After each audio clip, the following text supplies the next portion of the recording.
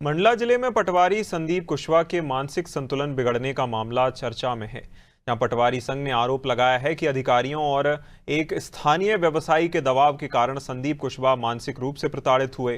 संघ के अनुसार व्यवसायी अपनी जमीन खरीदने के लिए अधिकारियों के माध्यम से पटवारी पर दबाव डाल रहा था। जब संदीप ने दबाव नहीं माना तो उन्हें 3 महीने पहले निलंबित कर दिया गया और फर्जी आवेदन संपत्ति जांच के नाम पर डराया गया। जहां मामले की गंभीरता को देखते हुए तहसीलदार, एसडीएम और अपर कलेक्टर संदीप के घर पहुंचे और परिजन से बातचीत की।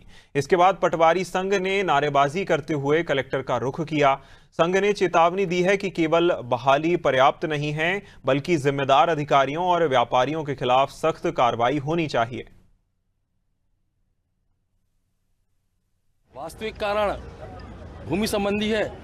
जो व्यापारी संजय तिवारी खरीद रहे थे, हालांकि जमीन उन्हीं को रजिस्ट्री हुई, परंतु उनके द्वारा कलेक्टर महोदय को इस तरह से प्रचारित किया गया कि यह भूमि पटवारी संदीप कुशवाहा की है, जबकि वह भूमि उसके मामा मामी की थी।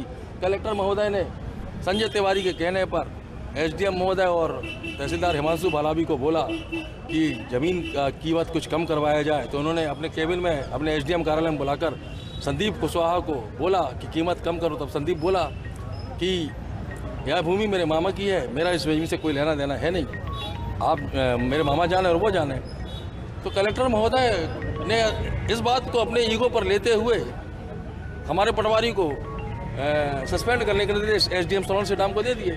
तो तहसीलदार और एसडीएम प्रशासनिक कारणों का बहाना लेकर उसे सस्पेंड कर दिए, उसके शिविर में, उसके ग्राम में दौरा करके, जबकि ऐसे दौरे हर ग्रामों में लग रहे हैं। और जो कारण बताकर उसे सस्पेंड किया गया वह प्रशासन की सतत प्रक्रिया है और पूरे प्रदेश में वो कार्य सतत प्रक्रिया में चल रहे हैं। ये कि पटवारी हैं संदीप कुशवाहा, उनकी समस्या को लेके जिला पटवारी संघ के द्वारा आज अभी एसपी ऑफिस में एक ज्ञापन सौंपा गया है, जिसमें उन्होंने कुछ समस्याएं बताई कि पटवारी को कुछ ज़मीन के सौदे को लेके कुछ दबाव बना के कुछ उसके विरुद्ध गलत कार्रवाइयाँ की गई, ऐसा उनका आक्षेप थे।